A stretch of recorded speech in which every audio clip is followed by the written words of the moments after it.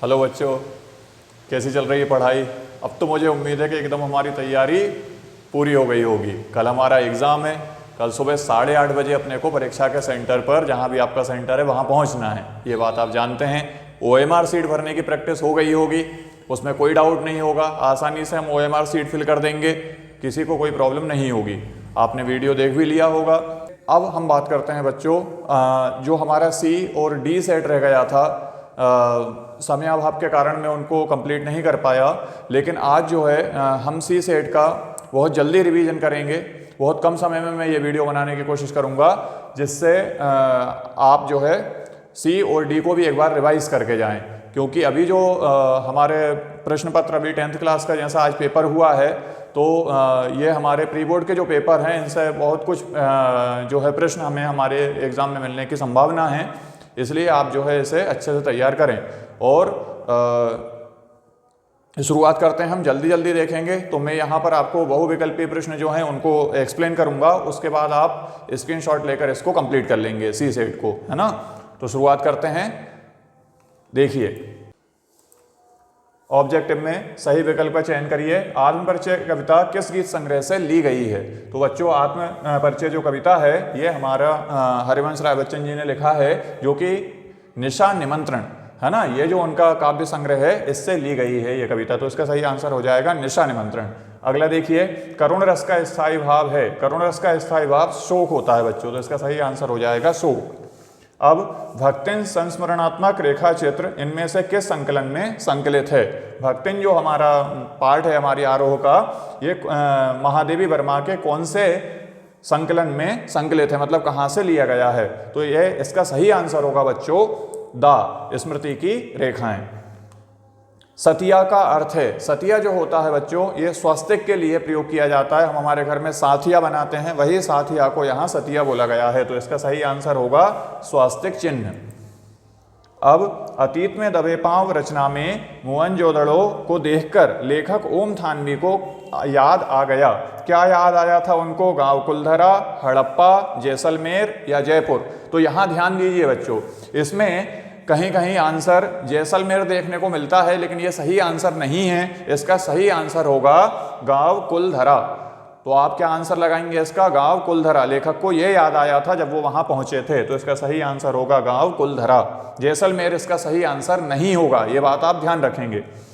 जनसंचार माध्यम रेडियो है। जनसंचार रेडियो किस तरीके का माध्यम है? तो इसका सही आंसर होगा श्रव्य माध्यम। तो सही आंसर श्रव्य माध्यम। यहाँ गलत दिया हुआ है सा और बा, तो कंफ्यूज ना हो। ये बा ऑप्शन है और ये सा ऑप्शन है, तो सा श्रव्य माध्यम उल्टा लिखा हुआ है यहाँ पर। अब हम देखते हैं रिक्त स्थान वाले प्रश्न। निम्नलिखित रिक्त स्थान में उचित शब्द को चयन कर लिखिए। बादल राग कविता अनामिका में कितने खंडों में प्रकाशित है? तो इसका सही आंसर होगा बच्चों 6 खंडों में। 6 इसका सही आंसर होगा।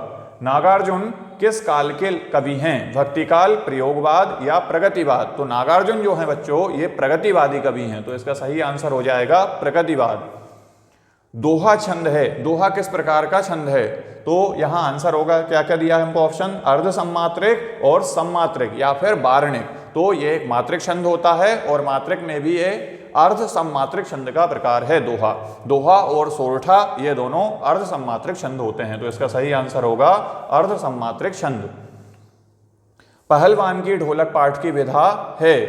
पहलवान के ढोलक जो हमारा पाठ है, ये किस प्रकार की विधा है? क्या ये निबंध है, कहानी है या व्यंग है? तो इसका सही आंसर है ये कहानी है बच्चों। तो सही आंसर हो जाएगा कहानी। जब मूल वाक्य के साथ एक या अधिक वाक्य और भी मिले होते हैं, तब वह वाक्य कहलाता है। जब मूल वाक्य के साथ एक से अधिक वाक्य और भी मिले हों, तो वो कैसा वाक्य कहलाएगा? तो आंसर है मिश्र वाक्य कहलाएगा। ये इसका सही आंसर होगा। अगला प्रश्न देखो, सोंदलेकर मास्टर पढ़ाने आते थे। सोंदलेकर मास्टर जो है ये क्या पढ़ाने आते थे? तो आंसर है मराठी पढ़ाने आते थे। तो इसका सही आंसर होगा बच्चों मराठी। स्तंभ लेखन किस प्रकार के लेखन का प्रमुख रूप है? सकारात्मक, विचारपरक या फिर नकारात्मक? तो इसका आंसर विचारपरक। विचारपरक जो लेखन होता है उसका प्रमुख रूप स्तंभ लेखन माना गया है। तो इसका सही आंसर हो जाएगा विचारपरक। ठीक है, यहां से आप इसका स्क्रीनशॉट ले लें सही आंसर के। अगले प्रश्न की तरफ अपन बढ़ते हैं। देखिए सही जोड़ी बनाकर लिखिए। सही जोड़ी में देखिए हरिवंश राय बच्चन, अब देखिए वहां किसके साथ ये संबद्ध हैं, तो देखिए हरिवंश राय बच्चन हालाबाद के प्रवर्तक कवि हैं, तो इसको हम हालाबाद के साथ मिला देंगे हरिवंश राय बच्चन को। दूसरा, उपमेय की उपमान से श्रेष्ठ था, कौन से अलंकार में बताई जाती है? आंसर है व्यतिरेक अलंकार में। व्यतिरेक अलंकार में उपमेय को उपमान से श्रेष्ठ बताया जाता है, तो ये देखिए इस तरीके से हम मिला देंगे। फिर तुषारपात, तुषारपात जो होता है बच्चों, इसका अर्थ होता है ओले बरसना, तो तुषारपात ओले बरसना के साथ जुड़ जाएगा। शिरीष के फूल, शिरीष के फूल जो है बच्चों, ये किसने लिखा है? ये हजारी प्रसाद द्विवेदी ने लिखा है, तो शिरीष के फूल जो है इसको हम हजारी प्रसाद द्विवेदी के साथ जोड़ देंगे। अब देखिए सम हाउ इम्प्रॉपर, ये कथन ये जो वाक्य है ये कौन बोलता था बार बार? यशोधर बाबू। जब आपने पाठ पढ़ा होगा तो आपको समझ में आएगा। उनकी आदत थी हर बात के बाद वो ये सम हाउ इम्प्रॉपर शब्द का वाक्य का प्रयोग करते थे। अब रेडियो नाटक की अवधि, रेडियो नाटक बच्चों बहुत बड़ा नहीं होना चाहिए, इसकी अवधि कम होनी चाहिए, तो इसकी अवधि कितनी मानी जाएगी? 10 मिनट से 20 मिनट तक की इसकी अवधि होना चाहिए, तो इसका सही आंसर हो जाएगा 10 मिनट से 20 मिनट। तो ये हमने जोड़ियों का मिलान करा। अब इसके बाद हम बढ़ते हैं अगले प्रश्न की तरफ। निम्नलिखित प्रश्नों के उत्तर एक वाक्य में लिखिए। कवि उमाशंकर जोशी ने अपने खेत में कौन सा बीज बोया था? तो आपने कविता पढ़ी होगी, क्षण का बीज उन्होंने बोया था, तो इसका सही आंसर हो जाएगा क्षण का। जान श्याम घनश्याम को नाच उठे वनमोर पंक्ति में कौन सा अलंकार है? तो इसकी चर्चा मैंने पहले भी अपने वीडियोस में करी है। यहाँ पर भ्रांतिमान अलंकार होगा, तो इसका सही आंसर हो जाएगा भ्रांतिमान अलंकार। अब आधुनिक युग की मीरा किसे कहा जाता है? महादेवी वर्मा जी जो हैं छायावाद की स्तंभकार कवियत्री, उनको जो है आधुनिक युग की मीरा कहा जाता है, तो इसका सही आंसर हो जाएगा महादेवी वर्मा को। मेला आंचल के लेखक का नाम लिखिए। मेला आंचल जो है उपन्यास, ये फणीश्वर नाथ रेणु ने लिखा हुआ है, उनका प्रसिद्ध उपन्यास है, तो फणीश्वर नाथ रेणु इसका सही आंसर होगा। काठ की हांडी बार बार नहीं चढ़ती का अर्थ लिखिए। इसका शाब्दिक अर्थ होता है छल कपट का व्यवहार हमेशा नहीं चलता, छल कपट का व्यवहार बार बार नहीं चलता, ये इसका अर्थ होगा। आनंद यादव का मन किस बात के लिए तड़पता था? तो आनंद यादव जो है बच्चों, उसका मन स्कूल जाने के लिए तड़पता था, तो इसका सही आंसर हो जाएगा पाठशाला जाने को। अब लास्ट देखें हम, प्रदेश की किन्हीं 2 लोकप्रिय समाचार पत्रों के नाम लिखिए। आप कोई भी लिख सकते हैं, आपने जो भी याद करे होंगे, नहीं है तो सबसे कॉमन जो है, सबसे प्रसिद्ध जो है वो नाम मैंने यहाँ लिख रखे हैं, दैनिक भास्कर और दैनिक जागरण, तो आप ये इस तरीके से लिख सकते हैं। तो ये हमारे एक वाक्य में उत्तर वाले प्रश्न भी सॉल्व हो गए बच्चों। अब देखते हैं हम सत्य असत्य वाले प्रश्न। सत्य असत्य वाले प्रश्नों में देखिए, आसमान में उड़ते बगलों की पंक्ति कवि की आंखें चुराए लिए जा रही हैं, यह कथन सत्य है। आप कविता पढ़ेंगे तो आपको एक बार में समझ में आ जाएगा। अगला देखो, जिस काव्य में पूर्वापर संबंध ना हो उसे महाकाव्य कहा जाता है, गलत है ये कथन। महाकाव्य में एक छंद का दूसरे छंद के साथ संबंध होता है, तो ये कथन हमारा गलत हो जाएगा। ये बोल रहे हैं संबंध नहीं होता, इसलिए ये कथन गलत है। इंद्रसेना सबसे पहले गंगा मैया की जय बोलती है, ये कथन भी सत्य है, आपने पाठ पढ़ा होगा। गागर में सागर भरना का अर्थ कम शब्दों में अपनी बात रखना है, यह कथन बिल्कुल सत्य है। बहुत कम शब्दों में यदि हम अपनी बात रखते हैं तो उसके लिए बोला जाता है गागर में सागर भरना। सिंधु घाटी सभ्यता में संतरे और अमरूद के फल उगाए जाते हैं, आंसर है यह कथन गलत हो जाएगा। आप पाठ पढ़ेंगे तो आपको यह भी समझ में आएगा कि वहां खजूर और खरबूज के जो फल हैं उनकी खेती की जाती थी, तो ये कथन गलत हो जाएगा। ये बोल रहे हैं कि अमरूद और संतरे के फल उगाए जाते थे। इंटरनेट अंतरक्रियात्मकता और सूचनाओं का विशाल भंडार है, बिल्कुल ठीक बात है। ये इंटरनेट के माध्यम से हमें कई सारी सूचनाएं प्राप्त होती हैं, बहुत विशाल भंडार है वो, तो ये कथन सत्य हो जाएगा।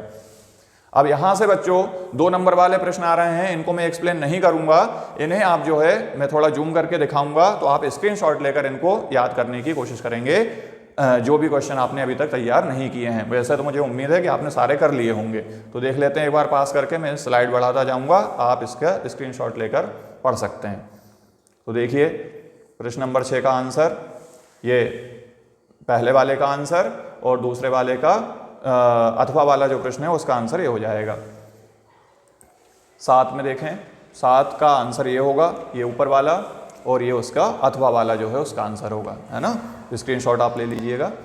स्थायी भाव संचारी भाव में 2 अंतर, ये ऊपर लिखा हुआ है, और पुनरुक्ति प्रकाश अलंकार की परिभाषा नीचे लिखी गई है उदाहरण सहित। माधुर्य गुण में कौन कौन से अलंकार होते हैं, तो ये लिखा हुआ है। इसी का अथवा वाला प्रश्न जो है, दो वार्णिक छंदों के नाम लिखते हुए किसी एक छंद का उदाहरण दीजिए, तो यहाँ से स्टार्ट हो जाएगा इस प्रश्न का आंसर, है ना। तो ये आप इस तरीके से लिख सकते हैं, एक कोई भी उदाहरण आप इसमें से तैयार कर सकते हैं। अगला प्रश्न देख लो कि इन्हीं दो कहानीकारों के नाम, मैंने यहाँ 4 लिखे हैं, जो भी अच्छा लग रहा है आपको वो 2 आप कर सकते हैं, है ना। रक्षाबंधन विशंबरनाथ शर्मा, ऐसा इस तरीके से है, उसने कहा था चंद्रधर शर्मा गुलेरी। फिर काट का सपना मुक्तिबोध और कफन प्रेमचंद, ये दूसरे वाले का आंसर है, जिसमें हमने आत्मकथा और जीवनी में 2 अंतर बताए हैं। ये 11 नंबर प्रश्न का आंसर, शीरीष के फूल का लेखक ये वाला आंसर है। और इसके बाद लेखक जैनेन्द्र कुमार के अनुसार बाजारूपन से क्या तात्पर्य है, उसका आंसर यहाँ से स्टार्ट करेंगे और यहाँ तक एंड करेंगे। दूर के ढोल सुहावने होते हैं पंक्ति का भाव विस्तार, ये इतना हम इसका आंसर करेंगे यहाँ से यहाँ तक। और विपरीतार्थक शब्दयुग्म के उदाहरण यहाँ से यहाँ, ये इसका आंसर हो जाएगा। अर्थ की दृष्टि से वाक्य के प्रकार कितने होते हैं, तो 8 प्रकार होते हैं, यहाँ से यहाँ तक आंसर इसका आप करेंगे।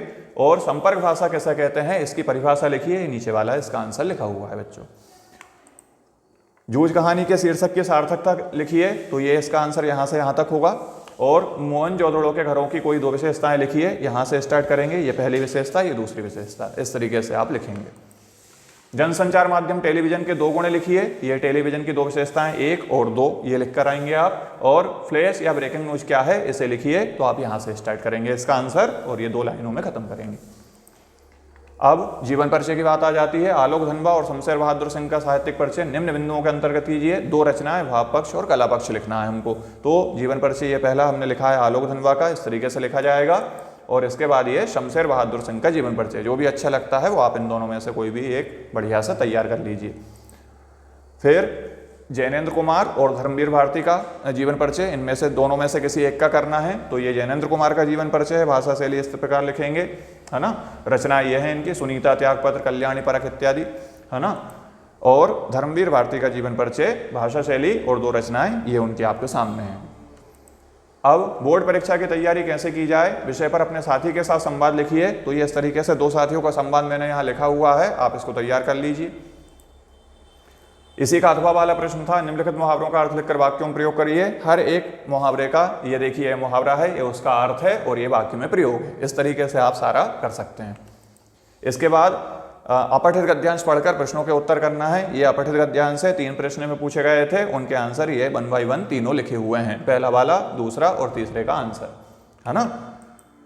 इसी का अथवा वाला था, ये भी अपठित पद्यांश था और इससे भी हमें प्रश्नों के उत्तर बताना थे। ये 3 प्रश्न थे। काव्यांश का सटीक और सार्थक शीर्षक, प्रस्तुत काव्यांश में कौन सा रस है और आराम शब्द की महत्ता क्या बताई गई है, तो ये इनके आंसर होंगे। पहले का आंसर आराम करो, दूसरा हास्य रस की प्रधानता है और तीसरा ये इसकी उपयोगिता। अब हमारे संदर्भ प्रसंग सहित व्याख्या करना था हमको, तो ये दोनों के पहला वाला देखिए, मैं जगजीवन का भार लिए फिरता हूँ, इसका संदर्भ ये रहा, प्रसंग ये रहा और व्याख्या इस प्रकार की जाएगी, है ना। ये पहला वाला हो गया। अब अथवा वाला जो है ये हमारा रामचरितमानस से लिया गया था, दोहा है, इनका किस तरीके से वर्णन किया जाएगा, तो ये संदर्भ, प्रसंग और व्याख्या, है ना। इसी का अथवा वाले का है, ये लिखा हुआ भी है, जिसकी व्याख्या लिखी है वो यही वाला है ना। अब गद्यांश की व्याख्या, तो ये पहला वाला गद्यांश जो था, इसका संदर्भ, प्रसंग, व्याख्या इस तरीके से करी जाएगी, ये आप कर लेंगे तैयार। और अथवा वाले का देख लो, तो अथवा वाले की व्याख्या इस तरीके से करना है अपने को। संदर्भ और प्रसंग ये रेड कलर में दिया हुआ है, व्याख्या अलग कलर में दी गई है। विशेष भी हम वर्णन इसमें कर सकते हैं आगे, तो विशेष इस तरीके से लिखेंगे इसमें कि कैसा है। अब आपके नगर में चोरी की बढ़ती हुई घटना को देखते हुए पुलिस अधीक्षक को पत्र लिखना था अपने को, तो ये पत्र इस प्रकार से लिखा जाएगा बच्चों, है ना। फॉर्मेटिंग देख लीजिए किस तरीके से होगी और कैसा लिखना है अपने को।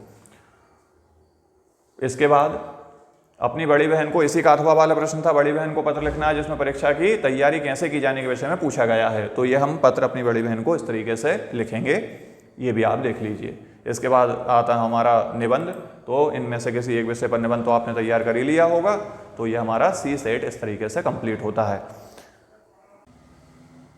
अब बच्चों इसी वीडियो में अपन डी सेट को भी सॉल्व कर लेते हैं। इसके सिर्फ मैं ऑब्जेक्टिव और यही वाले क्वेश्चन आपको बताऊंगा, क्योंकि अपलोड होने में भी टाइम लगता है, जल्दी से आपके पास पहुंचे वीडियो, इसलिए मैं इसको फास्ट बना रहा हूं थोड़ा, है ना। तो देख लीजिए आप, जितना ज़्यादा हम कर पाएँ उतना अच्छा रहेगा। ये देखिए, अब मैं प्रश्न में बार बार पूरा नहीं पढ़ूंगा, मैं सिर्फ आपको आंसर बताता हूँ डायरेक्ट। पहला वाला जो है इसका आंसर होगा हमारा निशान निमंत्रण। दूसरा इसका आंसर होगा श्रृंगार। थर्ड, जेठोत का अर्थ है, जेठोत का अर्थ जेठ का पुत्र होता है। अंगार उगलना का अर्थ कठोर वचन कहना होता है बच्चों। मराठी भाषा में लिखी गई कहानी जूझ का हिंदी अनुवाद केशव प्रथम वीर ने किया, ये इसका सही आंसर होगा। भारत में पहला छापाखाना 1556 में खुला था, ये बातें आप ध्यान रखेंगे। अब देखते हैं हम रिक्त स्थान। रिक्त स्थान में देखो, कविता के पंख उड़ा लगने के माने, चिड़िया क्या जाने, ये इसकी पंक्ति है। भक्ति काल को हिंदी पद्य साहित्य का क्या माना जाता है? स्वर्ण युग माना जाता है। काव्य की आत्मा रस को कहा जाता है।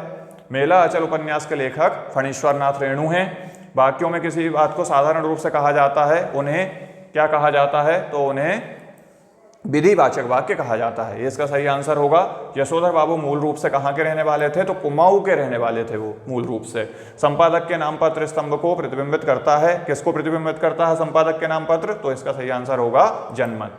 तो ये हमारे रिक्त स्थान हो गए। अब देखिए सही जोड़ी बनाइए। सही जोड़ी में बादल राग, बादल राग किसके साथ जुड़ेगा? निराला के साथ, क्योंकि उन्होंने लिखा है। वर्ण को बोलने में लगा समय मात्रा कहलाता है बच्चों, तो ये सही आंसर हो जाएगा। पहलवान की ढोलक फणीश्वर नाथ रेणु ने लिखा हुआ है, तो ये इस तरीके से हम कनेक्ट करेंगे। प्रश्नबोधक निपात शब्द क्या और कब होते हैं? इनको प्रश्नबोधक निपात शब्द कहा जाता है। अतीत में दबे पांव जो है ये ओम थानवी के साथ जुड़ेगा। और लास्ट में प्ले विद द वर्ड, इसका सही आंसर होगा WH ऑर्डेन। तो ये इस तरीके से हम कनेक्ट कर देंगे। तो ये आपकी जोड़ी मिल गई। अब देखिए आप निम्नलिखित प्रश्नों के उत्तर एक वाक्य में लिखिए। विप्लव का वीर किसको कहा गया है? बादल है, बादल को विप्लव का वीर कहा गया है, तो ये इसका सही आंसर हो जाएगा। जहां उपमेय को उपमान से श्रेष्ठ बताया जाए वहां व्यतिरेक अलंकार होता है। हिंदी गद्य का जनक किसे माना जाता है? तो हिंदी गद्य का जनक भारतेंदु हरिश्चंद्र को माना जाता है। भारत का संविधान निर्माता किसे कहा जाता है? डॉक्टर भीमराव अंबेडकर जी को भारत का संविधान निर्माता कहा जाता है। पुनरुक्त शब्द युग्म के दो उदाहरण लिखिए, तो मैंने यहाँ लिख दिए हैं, गांव गांव और दूर दूर, ये दोनों पुनरुक्त शब्द युग्म के उदाहरण हैं। मोहनजोदड़ो नगर कितने हजार साल पुराना है? तो ये करीब 5000 साल पुराना है। कौन सा स्तंभ जनमत को प्रतिबिंबित करता है? तो इसका सही आंसर होगा संपादक के नाम पत्र। इस तरीके से हमारे जो है ये एक वाक्य में उत्तर वाले प्रश्न सॉल्व हो गए। अब हम सत्यासत्य वाले प्रश्न करते हैं। तो पहला जो कथन है हमारा ये गलत हो जाएगा। दूसरा, अखिया हरिदर्शन की प्यासी में वियोग श्रृंगार रस, ये सत्य है। क्रंदन का अर्थ प्रसन्न होना, ये गलत है, क्योंकि क्रंदन का अर्थ रोना होता है ना, तो ये कथन गलत है। गुरुत्वाकर्षण तकनीकी शब्द है, बिल्कुल ठीक बात है, सही है ये कथन। कविता के साथ खेलते हुए लेखक आनंद को 2 बड़ी शक्तियां प्राप्त हुई, ये भी बिल्कुल ठीक बात है। उल्टा पिरामिड शैली को 2 भागों में बांटा गया, नहीं बच्चों 3 भागों में बांटा गया है, इसलिए कथन असत्य हो जाएगा। ये बोल रहे हैं 2 भागों में बांटा गया है, ठीक है। तो बच्चों इस प्रकार मैंने आपको दोनों साइड के COD के ऑब्जेक्टिव कंप्लीट करा दिए हैं। इनको बार बार रिपीट कर लीजिए। आज की रात हमारे पास है अभी पढ़ने के लिए, इसमें जितना ज़्यादा से ज़्यादा हो सके आप स्टडी कर लीजिए। तैयारी आपकी पूरी हो गई है, मुझे पूरी उम्मीद है कि बहुत अच्छा परिणाम आपका इस बार आएगा। और एक बात का और आप विशेष ध्यान रखें बच्चों, जो भी पेपर आपके होते जा रहे हैं उनको आप ना तो घर आकर भी मिलाएं, ना उनके साथ कुछ भी नहीं करें। अगले प्रश्न पत्र की आप तैयारी करें, है ना। एक एक प्रश्न पत्र की हम तैयारी अच्छे से करेंगे। जो भी समय हमें मिलता है, जितना भी दिन का हमको गैप मिलता है, उसमें हम अपनी जी जान लगा देंगे और अगले पेपर को पहले वाले पेपर से भी और अच्छा बनाने की कोशिश करेंगे। कल आपका एग्जाम है 8:30 बजे। बहुत खुशी खुशी पेपर देने चाहिए, चिंता की कोई बात नहीं है। इत्मीनान से, धीरज से, सावधानी से आप अपना प्रश्न पत्र जो है उसको सॉल्व करिए बच्चों। और मेरी तरफ से, मेरे चैनल की तरफ से आप सभी को, जो भी ये वीडियो देख रहे हैं, उनको all the best for your exam और बहुत बहुत शुभकामनाएं। बहुत अच्छा आपका पेपर जाए। इसी के साथ अब आप पेपर देकर आइए, उसके बाद बताइए आपका पेपर कैसा गया। और आज की रात पढ़ते रहिए और आगे बढ़ते रहिए।